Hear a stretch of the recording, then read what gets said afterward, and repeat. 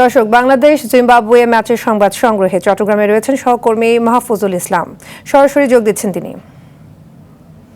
Mahfuz, series জয় ছাড়া এই 3 match থেকে বাংলাদেশ দলের আর কি অর্জন রয়েছে, কি মনে করছেন আপনি, জানাবেন।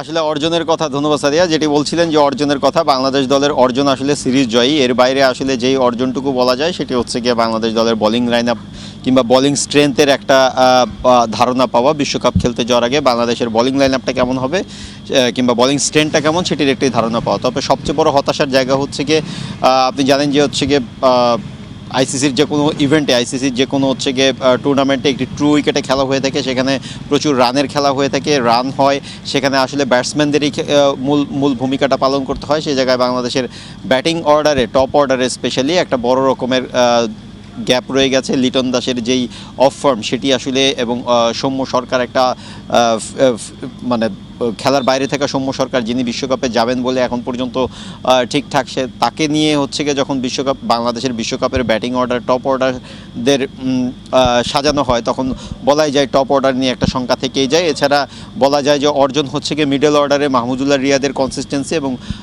তৌহিদ হৃদয়ের কনসিস্টেন্সি। এছাড়া হচ্ছে গিয়ে জাকির আলী, তিনি হচ্ছে গিয়ে খুব ভালো ব্যাট চালাচ্ছেন তার পজিশনে, এবং একইভাবে যদি বলি যে হচ্ছে গিয়ে রিশাদ হাসান, তিনি হচ্ছে গিয়ে বেশ ভালো বল করছেন।